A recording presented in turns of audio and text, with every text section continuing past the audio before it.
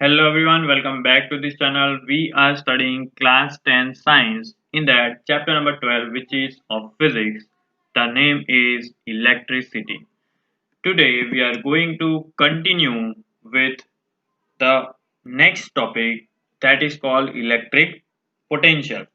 But before we go for the main topic, let us understand what is the utility of the word potential. Then and only then we will relate that to electric potential. Now, to understand what is electric potential, we shall first understand the flow of water. Okay, you can see two tanks. Uh, in one tank A, one tank is B. In both the tanks, you can see the level is same. The level of water is same. That means the level is not different, and due to this small fact, what will happen?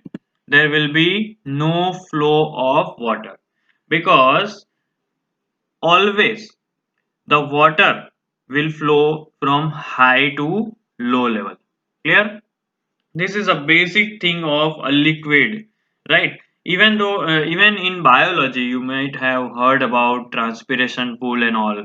In that also difference in concentration was required. For even you take osmosis, even you take diffusion, difference in level is required, then and only then something can move.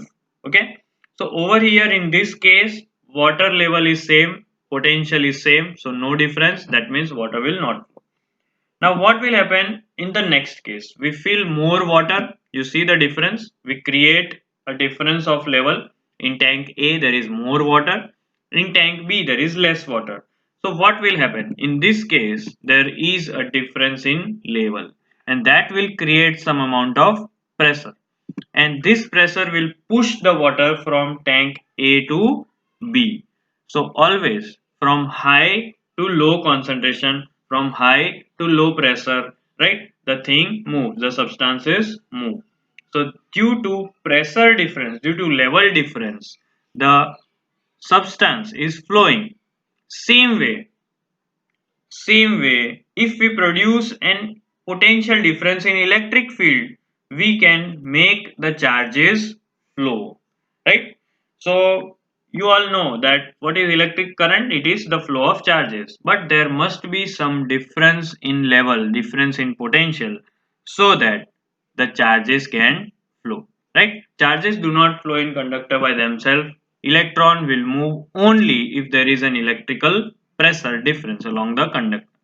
So this difference is generally created by external sources like battery, right? So this battery, what it will do, it will create a difference in potential along the two ends, positive, negative, and it will set the charges in motion, thus producing electric current.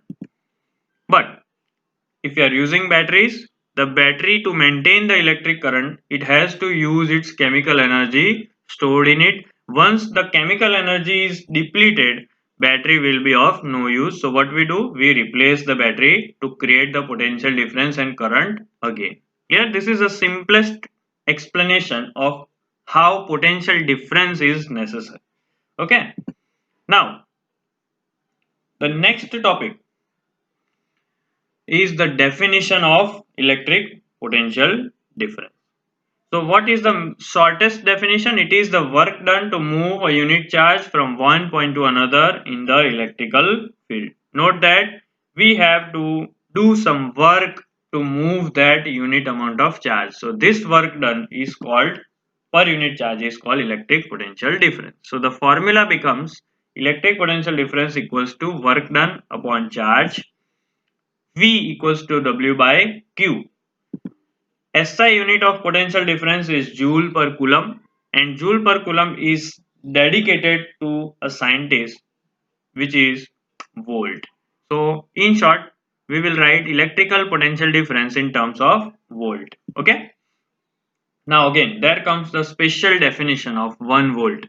Right. We all know that 1 volt is joule per coulomb. Now you just have to put 111 in front of every unit. That means 1 volt is the potential difference between the 2 points in a conductor when 1 joule of work is done to move a charge of 1 coulomb from one point to another.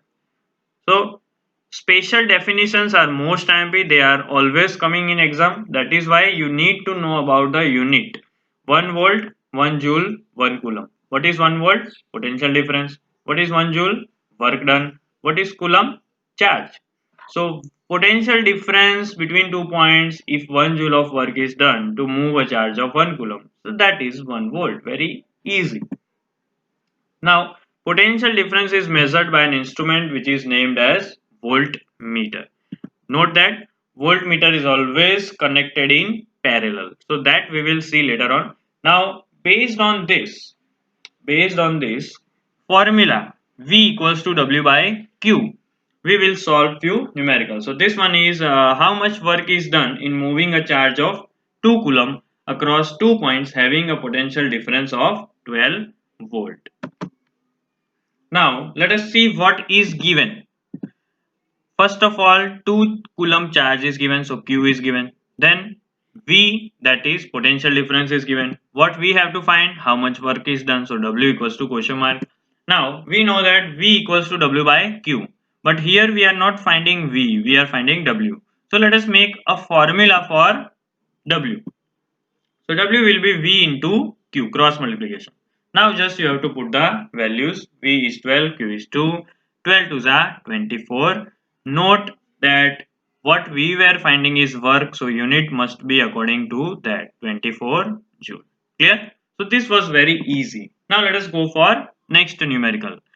Calculate the potential difference between two terminals of a battery if 100 joule of work is required to transfer 20 coulomb from one terminal to another. So here we are finding potential difference. What is given? Q 20 coulomb is given. V we are finding. W is 100 joule. Clear? So utilize the formula V equals to W by Q. Put the value W equals to 100, Q equals to 20, and 100 upon 20 is 5. But note that what we are finding is potential difference. So that unit must be volt. So here our answer will be 5 volt. Now moving further to a most IMP topic of this chapter, that is Ohm's law. Right? Ohm was a German scientist. His name was George Simon Ohm. He derived the relation between electric current and potential difference, which is also called as voltage. And this relation was known to be Ohm's law. Now, how he came on that conclusion and rule? He performed various experiments using resistors, conducting wires, voltmeter, ammeter, battery, etc.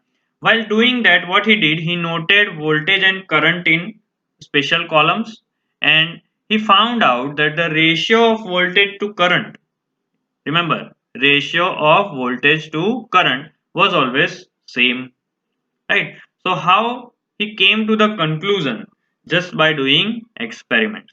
Okay, and it was very surprising as voltage and current are totally different phenomena, but if they are present in a circuit, if we are doing experiments using resistor, voltmeter, ammeter, battery, we will come to know about voltage and current, and if you find out the ratio, that was surprisingly the same.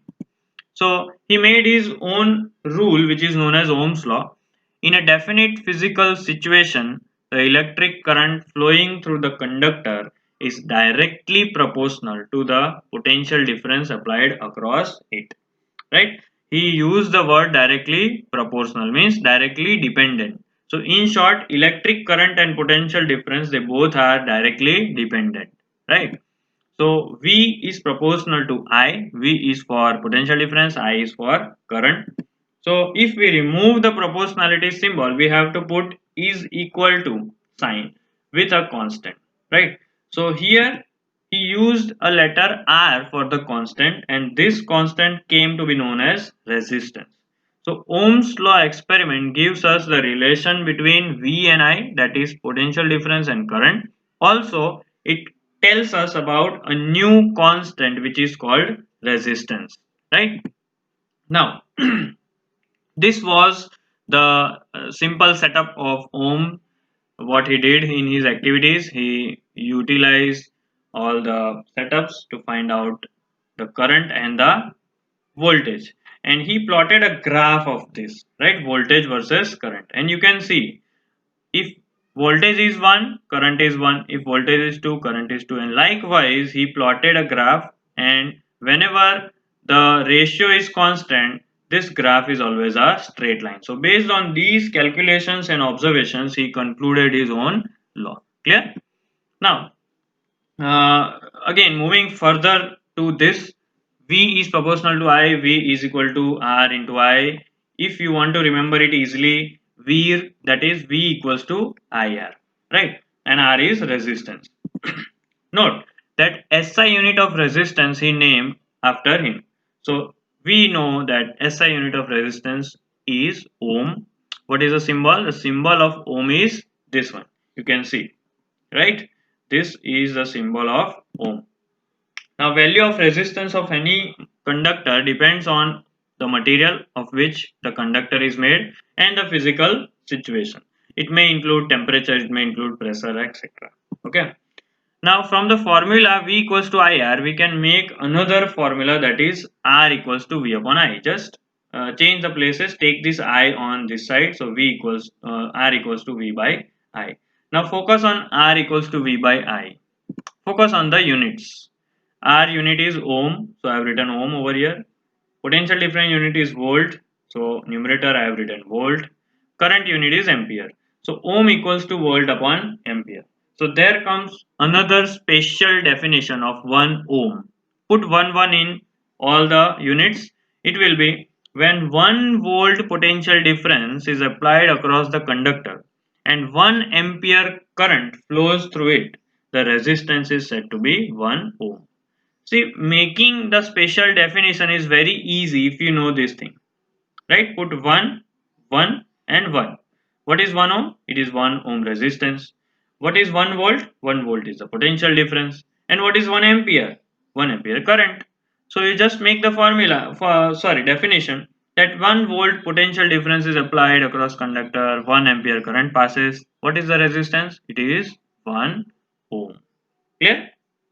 So these were the various concept related to what is potential difference, what is Ohm's law, right, and how he concluded and how he made his own law. This is very important, as in the next videos various numericals are there which is dependent on potential difference as well as Ohm's law. So till then, make the notes properly. That's it for this video. Thank you.